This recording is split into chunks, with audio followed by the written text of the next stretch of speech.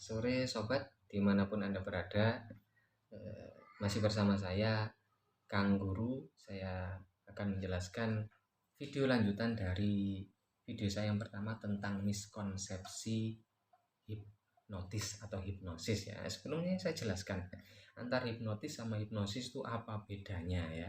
Yang sudah salah kaprah, tapi saya mengikuti. Kenapa mengikuti? Karena sudah di masyarakat, kalau saya bilang hipnotis itu ya seperti yang masyarakat pahami, bahwa padahal seharusnya yang dimaksud hipnotis itu adalah hipnosis ilmunya. Oh, saya terhipnotis, ya, itu keliru. Seharusnya saya terhipnosis ya. Kalau hipnotis itu ibarat kalau orang gitar ya, menggitar itu kan ilmunya melakukan gitar ya, melakukan pekerjaan menggitar ya. Tapi kalau orangnya aja namanya gitaris. Nah, piano alatnya, melakukan piano, nah itu gerakan piano. Tapi kalau pianis itu orangnya. Sama, hipnosis itu ilmunya, kalau hipnotis itu orangnya.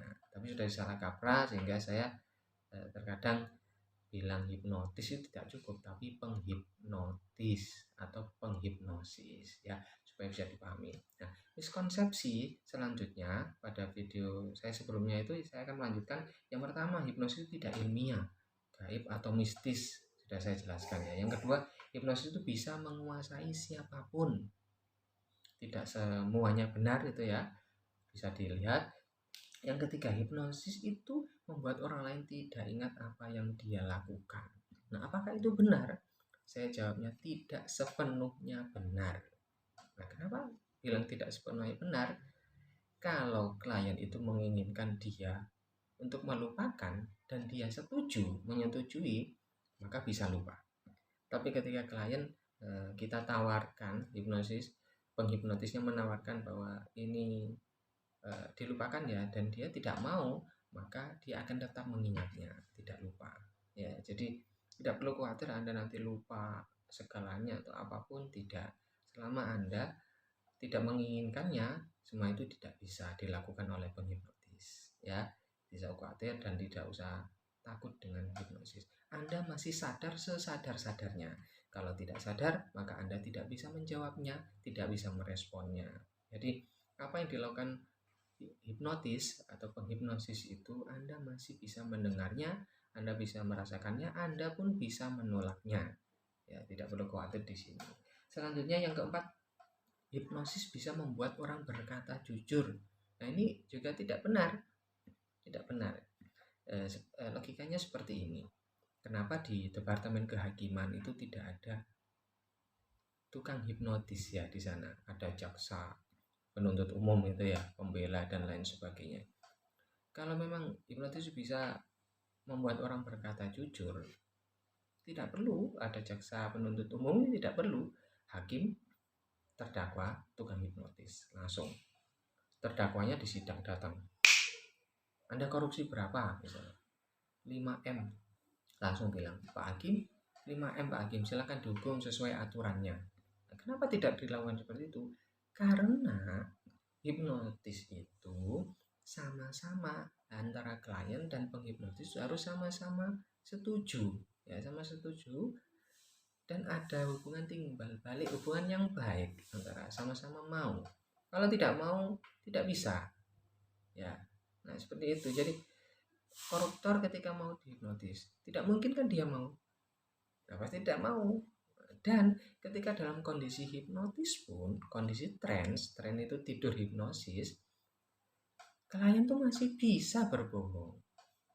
Jadi misal dia korupsi 7 triliun atau 7 miliar, ngakunya 200 juta gitu, bisa saja. Nah, karena hipnotis itu adalah navigator ya, navigatornya dalam dunia balap. Sopirnya tetap klien. Kalau klien diarahkan silakan ke kanan, yang benar ke kanan, sopirnya klien pengen ke kiri, ya tetap ke kiri, nggak akan ke kanan.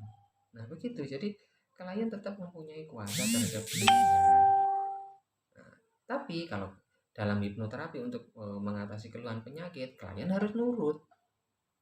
Misal kalian nggak nurut gimana? Bisa saja untuk keluhan penyakit asam lambung atau apa, penghipnotis mengarahkan ke A, Anda harus A.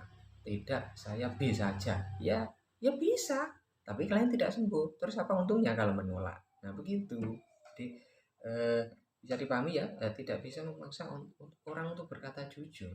Kalau memang orang itu menginginkan itu yang dikatakan bisa, tapi ketika orang itu tidak ingin mengatakannya, kita tidak akan bisa menggalinya. Kecuali dengan teknik-teknik tertentu ya, gabungan nanti ya. Yang kelima, hipnotis itu bisa membuat orang lain tidak sadarkan diri. Nah, sudah saya singgung sebelumnya bahwa mereka bukan tidak sadar, hanya rileks saja.